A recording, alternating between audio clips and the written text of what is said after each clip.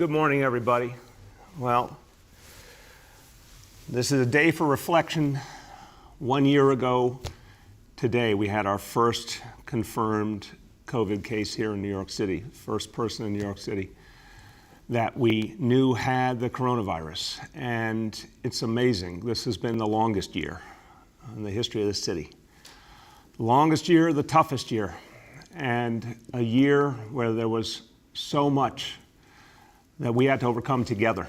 New Yorkers had to together band together, find a way to deal with an enemy that we knew so little about in the beginning and we are still learning about. But what I reflect on after a year is the heroism of New Yorkers. I reflect on the strength of New Yorkers, the fact that this city came back time and time again, overcame this virus in so many ways. We still have a fight ahead, but this is the last great battle against the coronavirus right now. And right now we are fighting back and we are winning, we will win in this city because people are doing the right thing. Folks are coming out in huge numbers to get vaccinated. Folks are still getting tested, which we need. Folks are still wearing the masks, practicing social distancing. We're going to do this together. We're going to overcome this disease once and for all. I have to tell you that everywhere I turn, I see tremendous examples of people helping each other and helping to bring this city back. The recovery is coming. It's going to be a recovery for all of us, and that's going to be based on the principles of equity. And that's also true in the vaccine drive, where we're going to make sure everyone is served, including the communities hit hardest by COVID. We're going to make sure everyone is included, no one is left out. And I saw that powerfully on Saturday at First Corinthian Baptist Church in Harlem. Extraordinary community institution, does so much good for the community. Now going the next step, going the extra mile and setting up right there in the church vaccination center. And I was there with Pastor Mike Walrond and his amazing team. I saw something beautiful. I saw people who feel trust in 1 Corinthians come out because they knew there was a vaccination center there they could believe in it. And I talked to folks who were getting vaccinated. I wanted to understand, if they had felt hesitancy and what made them comfortable. And everyone said is because it was at a church they knew and believed in that they felt more comfortable. But it was interesting. Everyone had their own personal story. I talked to a woman named Joyce. She was there with her home health aide, Viola. And they both had some hesitation, but they decided the best way to resolve it was to go together and both get vaccinated together. And they said it was easy. They said it was, not painful, simple. They decided it was the right thing to do. They felt their decision was right, because once they got vaccinated, they felt very good about the experience. And I talked to two sisters, Wanda and Diane, and they admitted to me they were really hesitant and they were not sure at all they were going to get vaccinated. But they said they heard one voice, the truest voice, telling them it was important. Their 83-year-old mom said, "Hey, I got vaccinated, you should too. I want the whole family to get back together. I want everyone to be okay. You should go get vaccinated." So these two wonderful women, they heard their mom's voice. They showed up at 1 Corinthians, they got vaccinated, and they were also really satisfied with the experience. So this is what's going to make a difference. As more and more people get vaccinated, that word of mouth is going to travel. That confidence is going to build. And it's going to allow us to go farther and farther to address inequity and build trust and really make sure everyone's vaccinated. So this today was an example of the shape of things to come. More and more sites at the grassroots in community institutions people believe in. I also have good news about the sheer speed with which we can vaccinate people, because Friday we set a new record in New York City. Over 76,000 New Yorkers were vaccinated on Friday. 76,000 people in one day. That is the most we've ever done in a single day. And that proves the point that I've been saying all along about where we could get going. Last week was our best week ever, 338,000 vaccinations, but we could get all the way to 500,000 a week and more. Clearly the infrastructure's there. Clearly there's plenty of people who want to get vaccinated. We have the staffing, we have everything we need except the supply. Now, it has been getting better, and it will get better in the coming weeks. But I'm not going to be satisfied until we're vaccinating at least 500,000 New Yorkers a week. Here's the update as of today, and it is good news that we're closing in on the 2 million mark. Since the beginning of the vaccination effort, 1,944,673 doses have been given, more than the entire population of Phoenix, Arizona, which is the 5th largest city in America. So these numbers are really adding up. Closing in on 2 million vaccinations given from day one.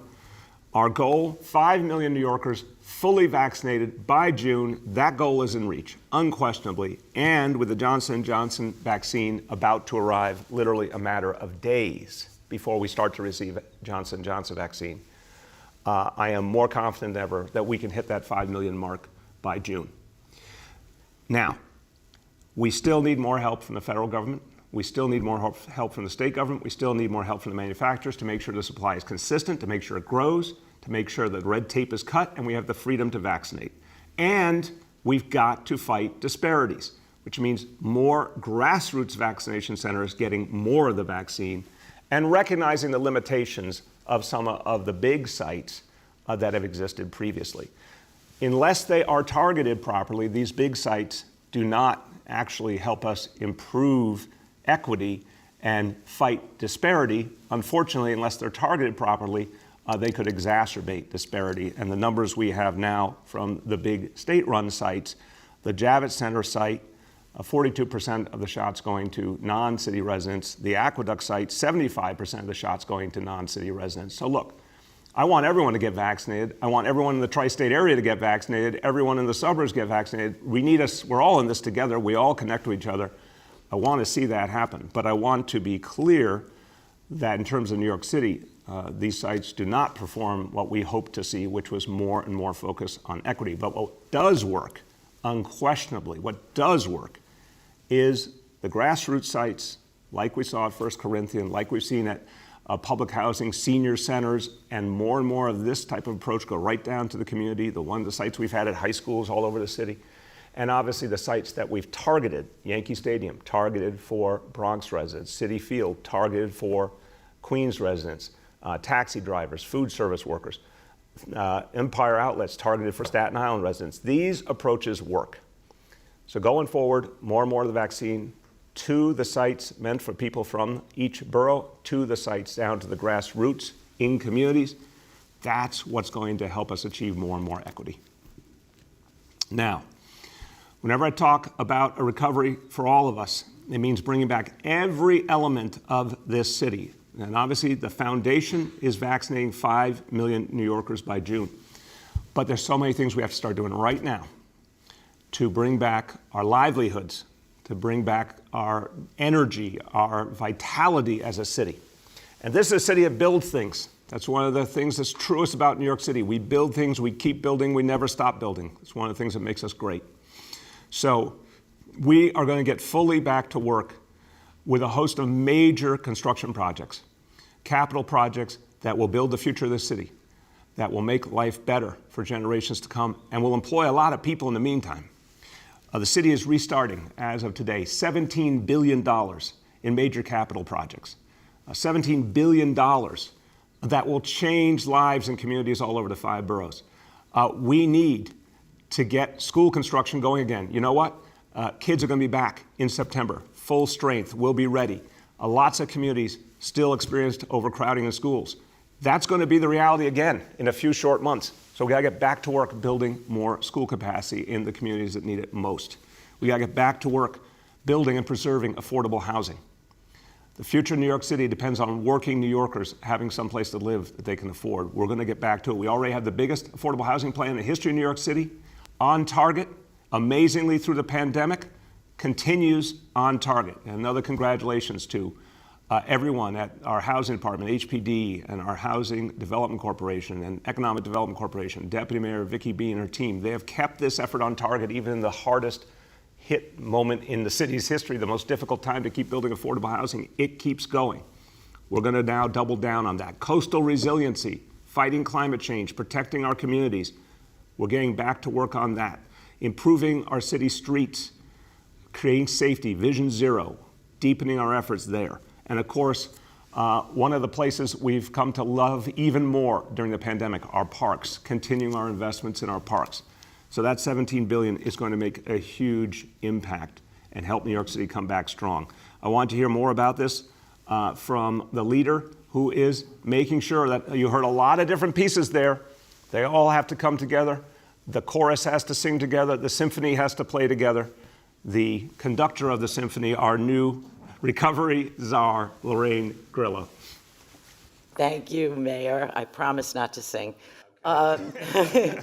Okay, this is really, truly great news for the city and great news for the dozens of contractors who work on city projects. So as someone who's spent 27 years of my life working in this industry with design professionals and construction professionals, I have really firsthand knowledge of how devastating this pandemic has been to so many architects, engineers, and construction professionals. I've been especially concerned for our MWBE contractors, our small contractors who've struggled over the last year with when these projects were paused. This is going to give them an opportunity to put them back to work and give them the opportunity to rehire staff. So by the end of March, as the mayor said, more than 1,700 projects will have been given the green light to restart. Planning and procurement will resume citywide on everything from, as the mayor said, new schools, major library projects, protecting cyclists and pedestrians as part of the Vision Zero initiative, to upgrading parks, repairing and replacing and upgrading sewer and wastewater management infrastructure. It's just really a great opportunity. And I would like to especially thank the Office of Management and Budget for working so hard to find a way to make this happen. This is exactly what's needed to bring this city back and make this a recovery for all of us. Thank you. Thank you so much. And thank you, Lorraine, for everything you're doing to supercharge this recovery. A lot to come. Yeah, we had our first war room meeting on Friday. Deputy mayors and key figures from City Hall and from the agencies, everyone's ready to go with Lorraine's leadership. And we're going to give you constant reports on what's going on because a lot's going to be going on. And you're going to see a lot of it in ways that really show you how fast, how intensely this city can come back, because that's who we are as New Yorkers. We are comeback artists for sure, and we're going to show it again.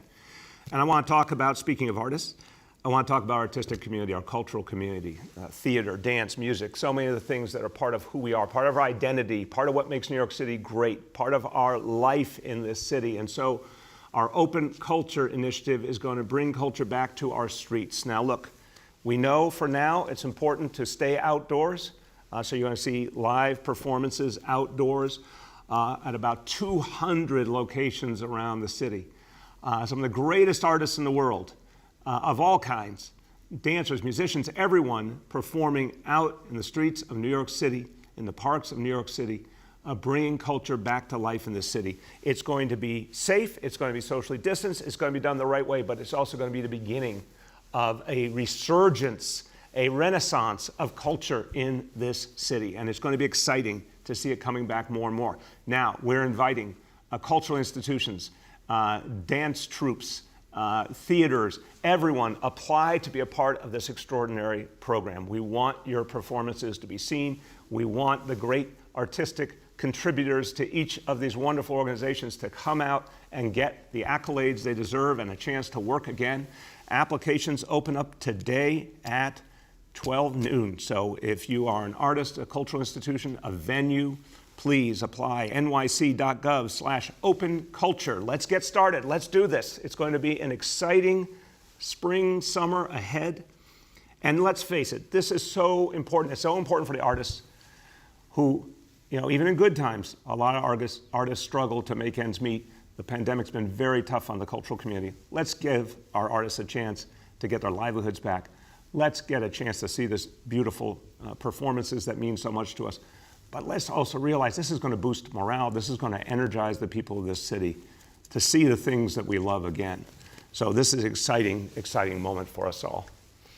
Now, as we start March, We recognize this is another moment to reflect, not just because it's the 1-year anniversary of everything we've been through, but every March is Women's History Month. And New York City has a powerful history, a powerful lesson to teach in terms of women's leadership, not just in recent years, but for generations. And we've got to keep adding to our understanding of that history. And we need to do that in particular in our New York City public school curriculum. So we will be more and more addressing the contributions of women to our city in our public school curriculum. Obviously, this effort will be led by our new schools chancellor, Misha Ross Porter, who is a history maker herself. And we're going to look at extraordinary figures who haven't been given enough attention and understanding. Examples, Emily Roebling, the woman who ensured that the Brooklyn Bridge got built. If it weren't for her contributions, one of the great iconic sites in this city would not exist. Shirley Chisholm, first Black woman elected to Congress, a trailblazer, someone who changed the assumptions of what leadership could be. And we're feeling that today all over this city and country because she helped lead the way. Dr. Elizabeth Blackwell, the nation's first woman doctor, right here in New York City. She provided free health care to New York City's immigrants. Someone who was way ahead of the curve in terms of understanding how we need to value and cherish those who join us and become part of us. So we're going to keep ensuring that that history gets celebrated, but we're going to live in the present too and do the work we need to do to bring back the jobs that women in New York City have lost. Remember, a disproportionate number of the jobs lost in this pandemic were held by women. As we recover, as we bring back our economy, we do the actions that Lorraine was talking about that are going to help us revive, we need to make sure there is fairness and equality in those jobs coming back to women who lost them and making sure our economy is for everyone, a recovery for all of us. Okay, now let's go to today's indicators. Number one, daily number of people admitted to New York City hospitals for suspected COVID-19. Today's report, 233 patients. With a confirmed positivity level 64.73%, hospitalization rate 4.33 per 100,000. Number two, new reported cases on a 7-day average. Today's report, 3,358 cases. And number three, percentage of people testing citywide positive for COVID-19. Today's report, 7-day rolling average, 6.13%. Few words in Spanish, back on our vaccination effort. Estamos rompiendo récord en nuestros esfuerzos de vacunación. Y no vamos a parar aquí.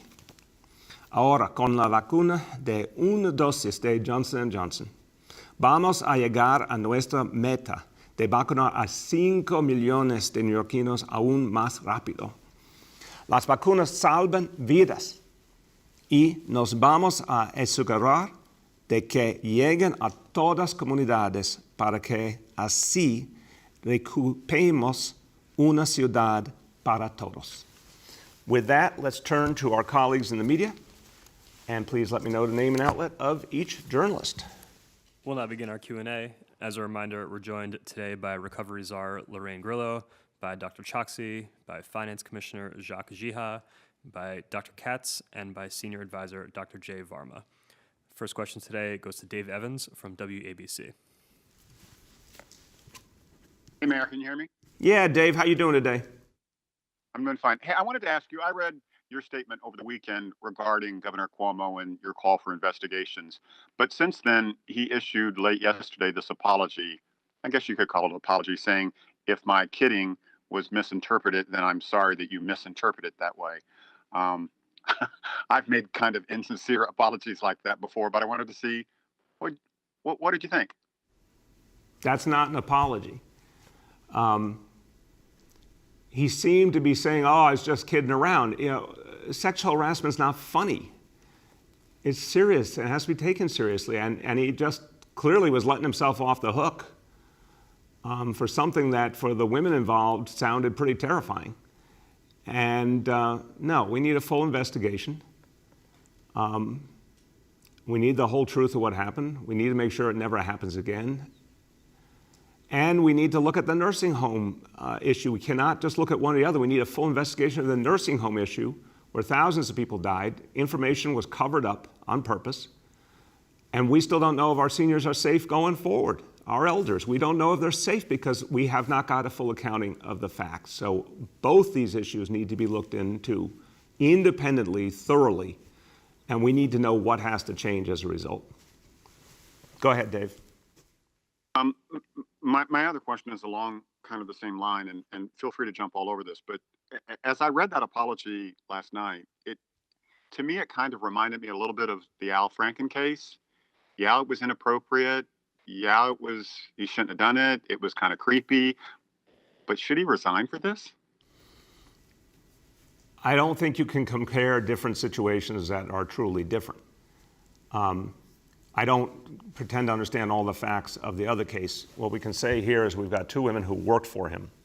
And one of the things that we've all come to realize because of brave women who stood up, because there's been a fundamental change in understanding of this society, long overdue. So if someone works for you, they're in a position of some vulnerability. They worry for their job and their future. And when anybody, but particularly an older man trying to take advantage of a younger woman, does something that makes that woman feel if she doesn't consent to what the man wants, she may not keep her job. And these are horrible, horrible things that are unacceptable in our society. So again, full investigation. We've got to understand what happened here. Anything like that, if someone purposely tried to use their power to force a woman to have sex with them, of course, that's someone who should no longer be in public service. Go ahead. The next is Yehudit from Borough Park 24 News. Hi, good morning, Mr. Mayor. How are you? I'm doing well. How you doing, Yehudit? Great, very well, thank you. So last week, at the beginning of the week, you talked a lot about fighting and not tolerating hate crimes, and you often speak about respecting cultural diversity and minority viewpoints. So my question relates to the ongoing fight over the extent to which the Department of Education should interfere with the curricula of the yeshivas, which once again has become a contested topic as mayoral candidates are asked where they stand on this issue. Which sometimes falls off the radar of a city that usually promotes respect for cultural diversity and sensitivity. So last week in Gothamist, Susan Lerner, the executive director of Common Cause New York, an organization that claims to shift power to the people, as part of her criticism and dismissal of the candidate's support for the yeshivas to design and determine their own curricula, she painted the quite large and diverse Orthodox community as a, quote, extremist bloc.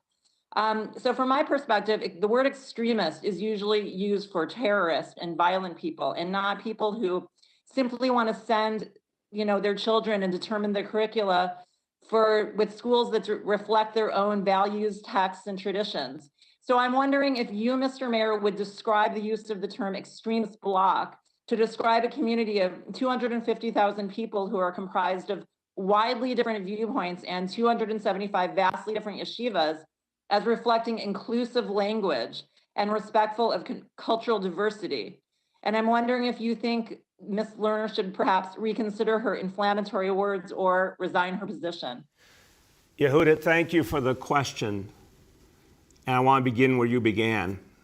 I was at a rally on Saturday in solidarity with our Asian American communities that have really suffered the horrible spate of hate crimes.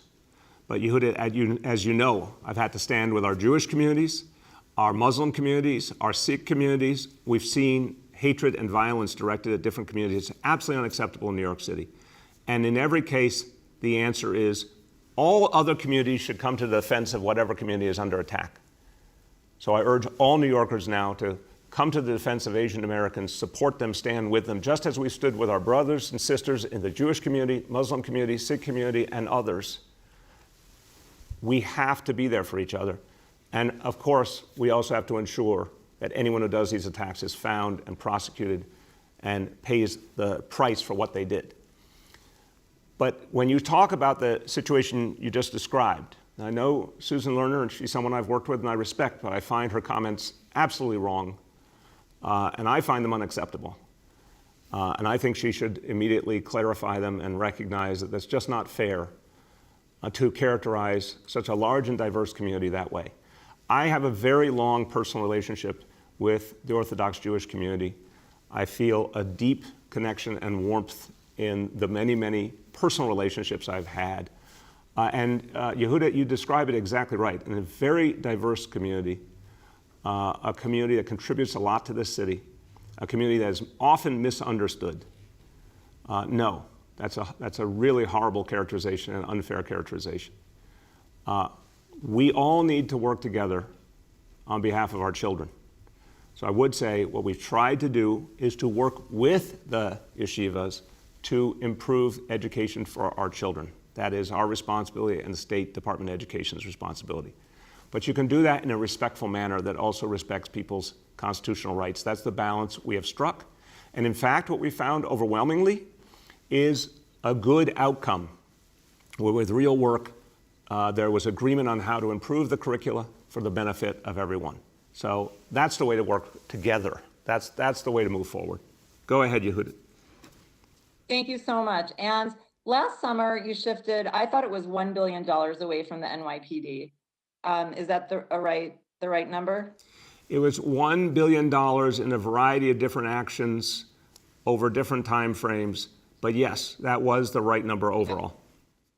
Okay, so I'm wondering whether, considering the rise in crime in the last year, how you think shifting some of that money back could perhaps increase manpower in the neighborhoods that are experiencing crime and or bring back the anti-crime unit of plainclothes police officers who can focus in on gun violence in the city and kind of bring the violence under control. Do you think any of those things would have an effect? It's a good question, Yehuda. I appreciate it. Listen, Commissioner Shea made the decision to disband that unit.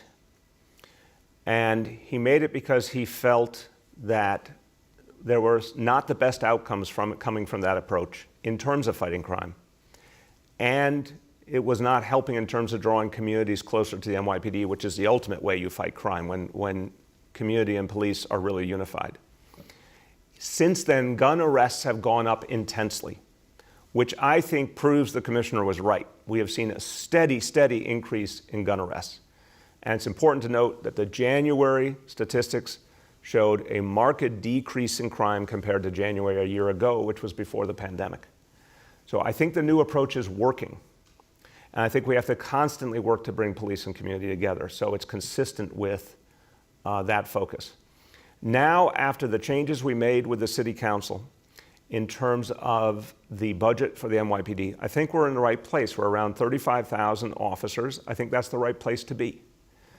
So I do not anticipate additions or subtractions. I think we have the number we need. I think we have to keep working on what is the right role for the NYPD and some of the changes we've made, for example, getting the NYPD out of vendor enforcement, changing the approach in a number of fronts to make sure that the right agency is handling the right situation. I think that's what we're going to keep perfecting, and that's the way forward. The next is Hazel from WCBS. Good Monday morning, Mayor de Blasio. How are you? Good, Hazel. How you been? Good. Earlier, you spoke about focusing on equity when it came to the vaccines. I wanted to talk to you about the Johnson & Johnson vaccine. It's one shot, 66% protective compared to 90+ protective with the other vaccines like Pfizer and Moderna. So will you be using these Johnson & Johnson vaccines for homebound seniors and harder to reach communities? And if so, how will you address some of the concerns of people in these marginalized communities who may think they're getting an inferior product? I really appreciate the question, Hazel. I think there's a lot of misinformation out there that we have to overcome. So I'm going to start and then let the doctors say what they feel passionately about this. We've had this conversation. They thoroughly believe in the Johnson & Johnson vaccine. I thoroughly believe in it. The fact is the focus has to be on saving lives, and the Johnson & Johnson vaccine will save lives. I'm going to turn to Dr. Varma first, and then if Dr. Katz or Dr. Choksi want to add, but simple point. We don't have enough vaccine. Every day someone's not vaccinated, they're in danger. When they are vaccinated, they're protected. We're about to get a lot of the Johnson & Johnson vaccine, and it's a single dose, one and done. Once you're vaccinated, you're protected.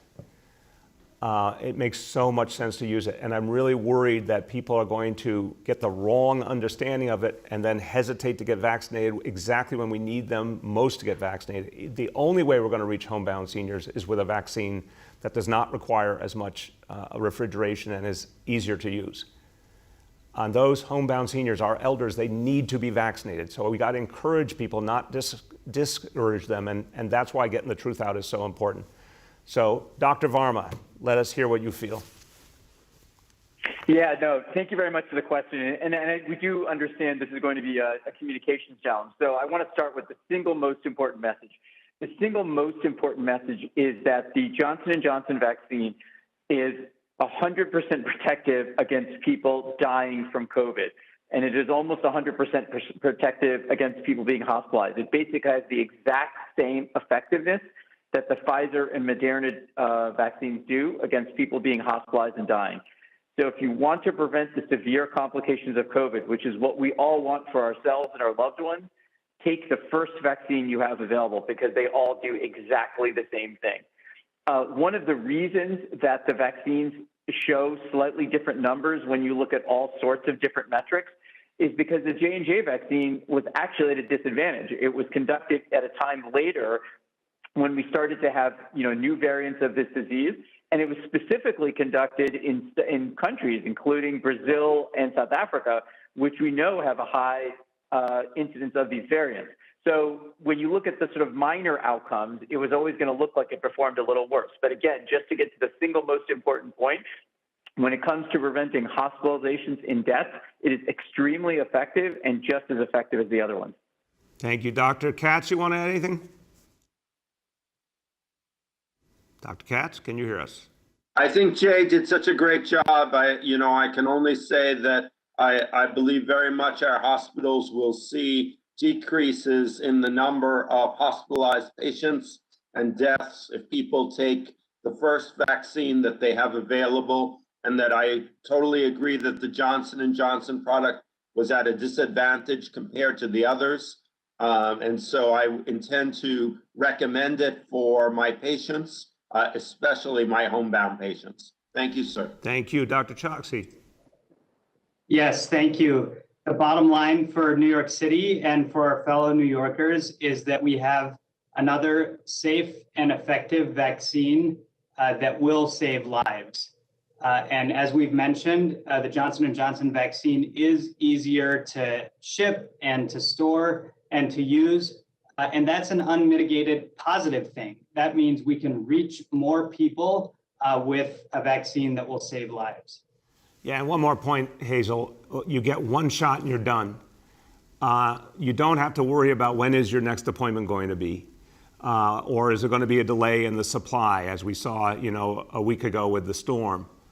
I like very much the notion that someone gets a single shot and then they know they're protected. I would certainly happily myself, when my time comes, I'd be very happy to take the Johnson & Johnson vaccine and know that I was covered with one shot. Go ahead, Hazel. Thank you, gentlemen. My second question is for my colleague, Lisa Rosner. In some of the crimes said to be targeting Asian Americans, police say one was possibly gambling crime related, and in another, the suspect was emotionally disturbed. So by calling these hate crimes against one group, is there concern by you that perhaps people are being scared unnecessarily? And could some of these incidents be more along the lines of a mental health issue? It's a fair question, Hazel, and that's why, NYPD is very, very careful about where the facts lead them and reporting back what they find. We have specifically an Asian hate crime task force led by a deputy inspector who you heard from last week. The idea is always with all hate crime investigations to determine was it motivated by hate or not. As the inspector told us, once it's determined factually that there was a hate motivation, it adds to the penalties. So no, we can't prejudge each incident. We need the facts. But that said, there is clearly a horrible trend right now, disgusting trend in this city and in this nation of attacks on Asian Americans. Most horribly what we saw in San Francisco, where a man was killed just walking down the street. No provocation, no reason, just killed because he was Asian American. And again, this hate emanated first and foremost from the White House of Donald Trump. Trump is gone, but the hatred is not gone. And we have more work to do. So I would say we have to determine each case individually, but we also have to recognize there's a clear trend here, and we all have to work together to defeat Asian hate. And that message, stop Asian hate, has to be repeating until we see, we have to keep repeating it until we see that this horrible trend is over. The next is Katie from the Wall Street Journal. Hi, good morning, Mayor de Blasio. I have a question for you. Given, this is the 1-year anniversary of the first reported COVID case in the city. I wanted to see if you could opine a bit. Apologies for my colleagues if you go on too long, but I guess about looking back in the past year, if you could maybe look at 3 things that you would change about the city's handling, just I guess reflecting a bit on the last 12 months. I will try and keep it brief. It's a huge conversation, but I'll just try and keep it brief right now. The number one thing to know about this crisis is the difference would have been testing. If we had had testing, we would have known that the disease was already here in February. No one understood it because we had no evidence. That's the biggest difference maker here. That's the most painful part of this, that we pleaded back on January 24th, 2020 for testing from the federal government. It never came. I'd say the second thing is that the action in terms of shelter in place, I called for it.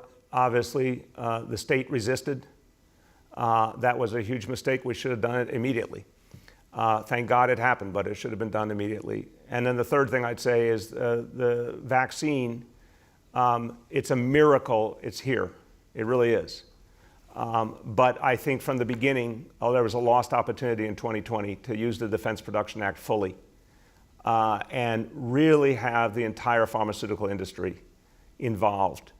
And I think that framed this whole crisis.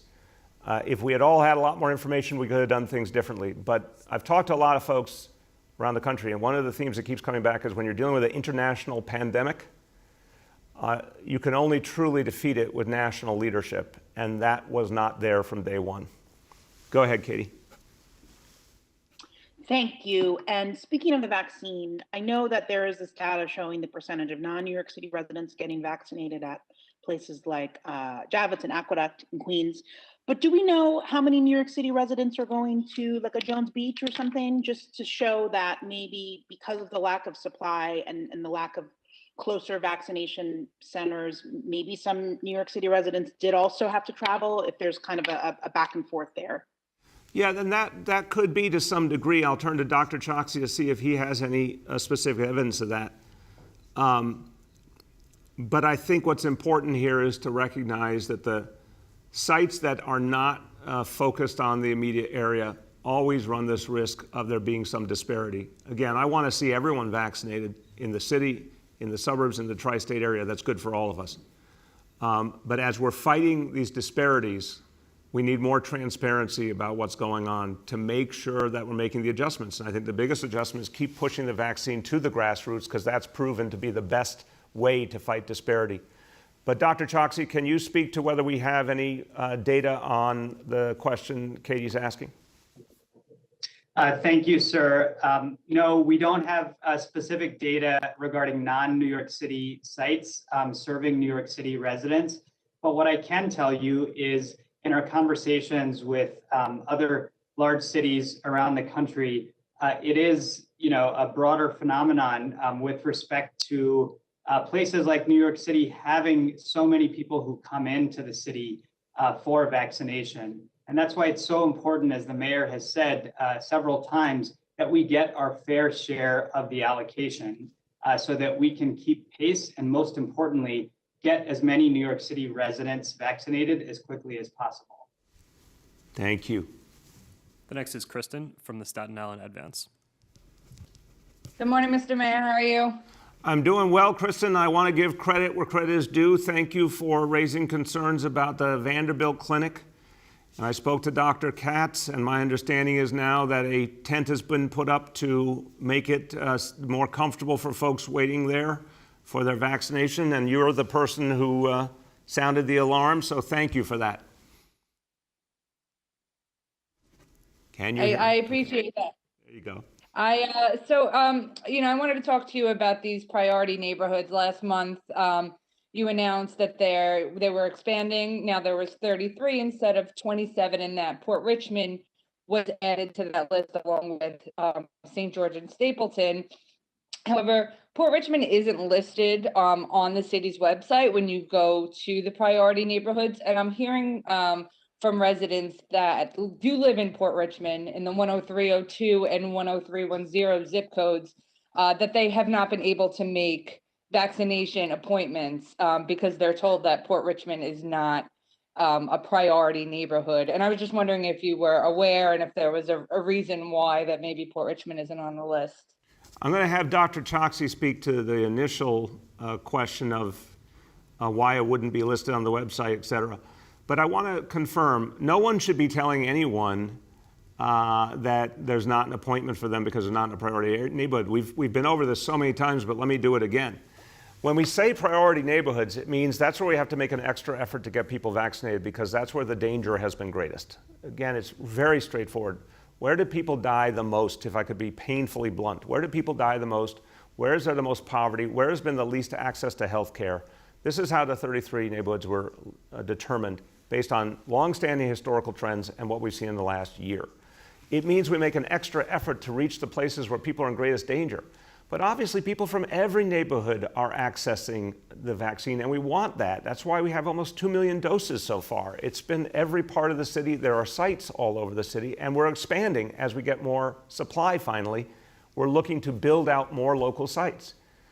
So no one should be telling someone, you don't get a vaccine because you're not in a priority neighborhood. For example, Empire Outlets, where you and I were the other day, is any Staten Islander from anywhere.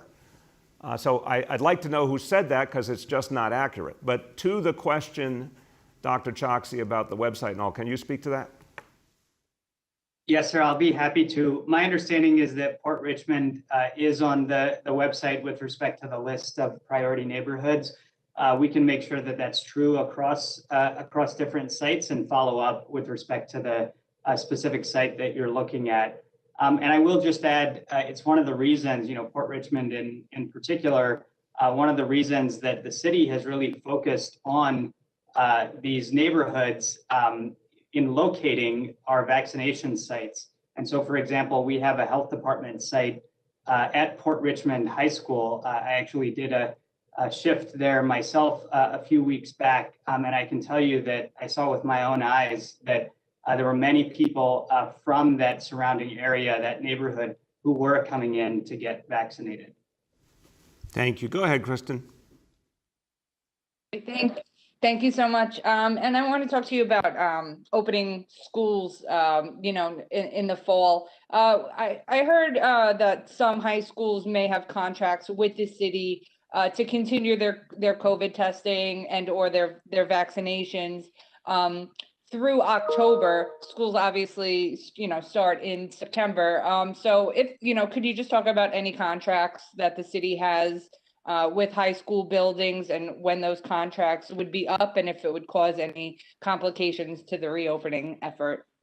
Yeah, the priority is going to be schools. So if we have a school site, when you say contracts, I think you mean with the providers doing the work in the schools, and we would simply move the location.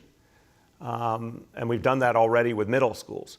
So same providers still providing, whether you're talking testing or vaccinations in the community as needed, but just different locations, other public or private sites.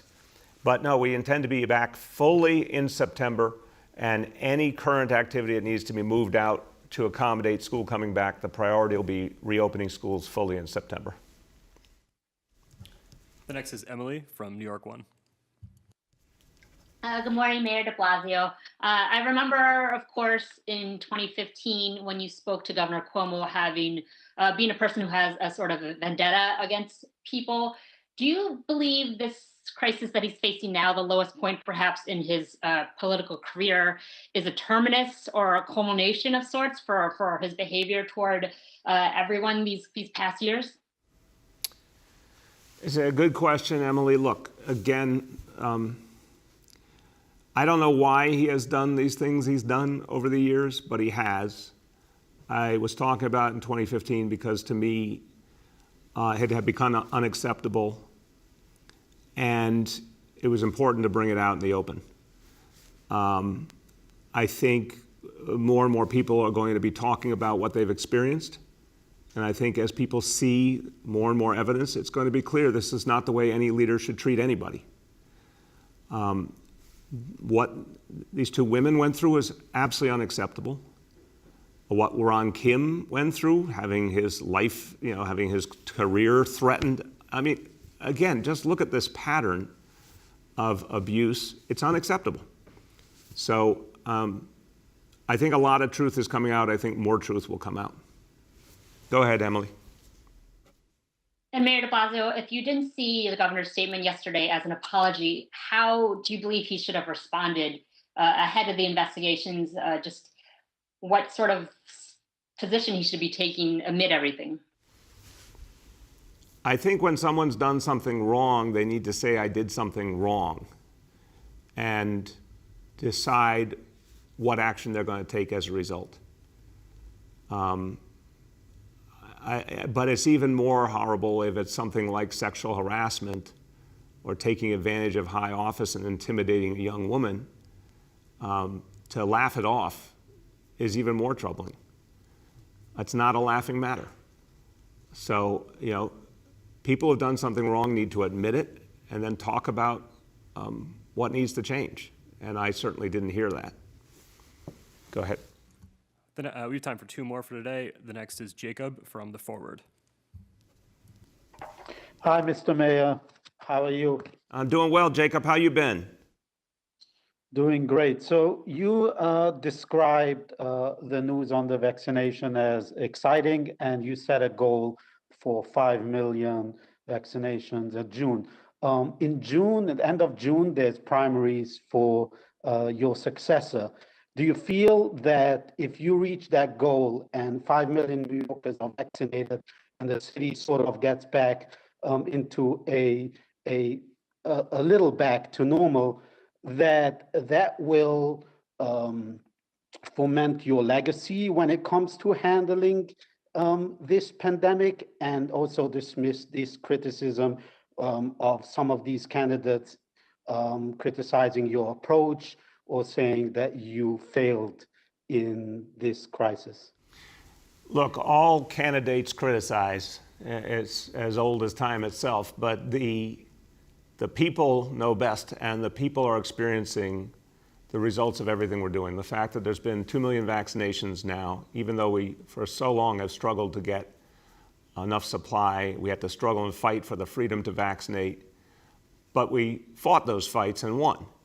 And the people see that. They know it. All those seniors who have gotten vaccinated now know it's because I fought for them and the city fought for them. Folks who go to the vaccination centers consistently say they know they're being well cared for. You're going to see a vibrant recovery this year against all odds. And even last year, you saw us fight back from being epicenter to being so safe by the summer. You saw us create the biggest test and trace core in America. You saw us bring back our public schools when major cities around the country didn't even dare to. I mean, the record's pretty clear, and I think people know it. So I never get too worried about what folks are doing to try and get themselves elected. I care about, are the people getting what they need, and more we're able to reach people and get them the help they need. Obviously, food as well, Jacob. You saw the other day 200 million meals delivered. We made sure that no one went hungry in this city. That's what we're here to do. That's what matters. Go ahead, Jacob. You had your fair share of aggressive treatment by Cuomo. Do you feel that now whatever's being revealed about the governor, and also your call for an inquiry of his handling into the nursing home situation, that once, number one, that people will start looking into his entire handling of the state in all crises, but also that now that people are questioning his approach, that this sort of adds to the distrust that people have in government and complicates people complying with restrictions and coronavirus guidelines? It's a very thoughtful question, Jacob. And I have to say, when leaders do the wrong thing, it certainly does not help faith in government. That's a fair statement. But I think, thank God, so much of what's happening here goes beyond any one elected official. I think the people have learned so much in the last year about the coronavirus. I think the vast majority of people take it very seriously and are listening to the doctors, the experts, Dr. Fauci on a national level and the other national healthcare leadership, Dr. Varma, Dr. Choksi, Dr. Katz here. I think people hear their voices. So I think that's what matters most. I think the fact is that we need to make sure there's full investigations here of everything that happened. These allegations of sexual harassment from the two women who come forward and any other women who come forward. The allegations about the nursing homes, what was covered up, but what was done as well, what happened, why were these lives lost, and did it have any connection to campaign contributions to the governor from the nursing home industry? The big questions have to be asked, and as you remember, Jacob, I know you're a student of history, the famous phrase from Watergate, follow the money. I think whatever investigation happens here has to follow the money. In the meantime, local control needs to be restored. Localities that people trust their local governments and believe in their local healthcare leaders. We need the power to reach our people. We need the freedom to vaccinate. We need to cut the red tape. And I think if that is done, if local control is restored, it's going to help us keep people's faith because they hear best from the voices closest to their lives. So I think we can keep, continuing forward if those actions are taken. Go ahead. The last question for today goes to Gersh from Streets Blog. Hello, Mr. Mayor. How are you? I'm doing well, Gersh. How you been? I love going last because everyone hangs up and I can say, it's not going so well because I hate remote learning. Just thought I'd throw that in there. It's not a question. Gersh, you are always a man of integrity who tells us exactly what you're feeling. But Gersh, on the plus side, the first games have begun in spring training. So that means good things ahead. This is the year. This is the year. Anyway, I want to ask you, today, Transportation Alternatives and a coalition of more than 80 community groups are asking all local officials to commit to creating 25% more public space by converting more of our roadways, which is the largest public space we have, for use by people rather than by drivers. Drivers have about 76% of our roadway space. So if the city cut car space by just 1/4, it would have space for 1,000 miles of open streets, 500 miles of protected bus lanes, 500 miles of protected bike lanes, and you could daylight every one of the city's 39,000 intersections. So I want to throw that out there because they're doing it as a challenge to the mayoral candidates, 25 by 25. What do you think of a 25% reduction in car space across the board? You've got 10 months to make at least part of that happen. Well, I appreciate the question, Gersh. Look, we've had very good experiences opening up more space. Obviously, open streets, open restaurants.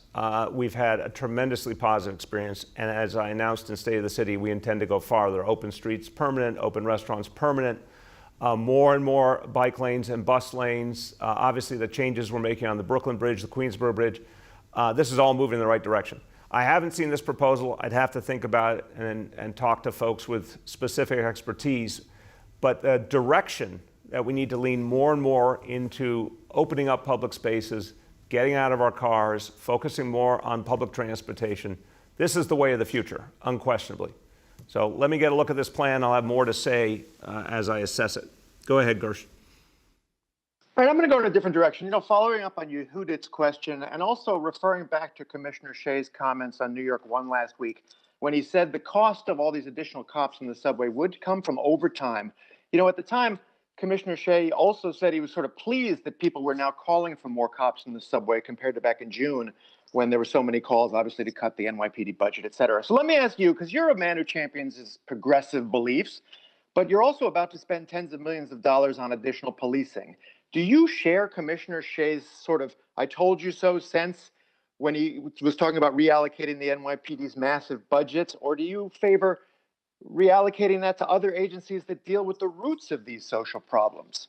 I don't think it's an either or. Of course, you're asking a very important and sincere question, but I don't think it's an either or. And I wouldn't characterize what the commissioner said the way you did. I think he was acknowledging something, but I don't consider that. I don't think it was the spirit you're hearing or saying. The bottom line is, and I've learned this from decades of working with people in communities all over the city, including my own experience as a council member, working block by block with people in my community. I think folks want to know there's consistent police presence and it's fair and just and non-discriminatory. That is the balance point. That's what neighborhood policing has been consistently moving toward, a relationship between police and community. Literally, community residents and police officers on a first-name basis with each other. More and more of our officers, as you know, are reflective of this city. That's the direction we need to go in going forward. But right now, the size of the police force is allowing us to make sure we can provide police presence in the many ways people do want, including on the subways. I can't tell you how many people have said to me, I'm reassured when I see an officer on the subway. And that's our job, to do that for people, but to continue to make it as fair as possible, to make it non-discriminatory, non-biased, inclusive, representative, and when something doesn't need to be done by police officers, move it, which is why we're doing crisis calls now when folks have a mental health challenge and there's no indication of violence involved. We don't want to see that handled by NYPD going forward. We want that to be done by paramedics, by social workers, and mental health professionals. That's the direction we're going in, and you're going to see more like that. So I think there's a way to strike that balance properly. But I listen to people, everyday people, working people in communities all over the city. They want us to strike that balance. They need us to, for their safety and for the respect they deserve. Okay, everybody, as we conclude today, look, this city has an amazing ability after this incredibly difficult year. This city has an amazing ability to come back strong. There's just no place on earth that has that get up off the mat approach like New York City. I always say it's not how many times you knock down, it's how many times you get back up. New York City is getting back up and getting back up quickly right now. You see the life in this city, you see the energy in this city. You see people getting ready for things to reopen on a big scale. We're going to get those 5 million people vaccinated by June. Every day we get more and more evidence. Almost 2 million vaccinations already as of today. What we have now is a chance to do something historic. Bring the city back strong, but also address the mistakes of the past. It's a transformative moment. They only come around once every generation or two. This is our moment. Every day I get more evidence of that. So when we talk about recovery for all of us, we say it. I say it because I believe it. I believe we can do it now. I believe it's all of us. It's our time. It's our moment in history to do that, and we will. Thank you, everybody.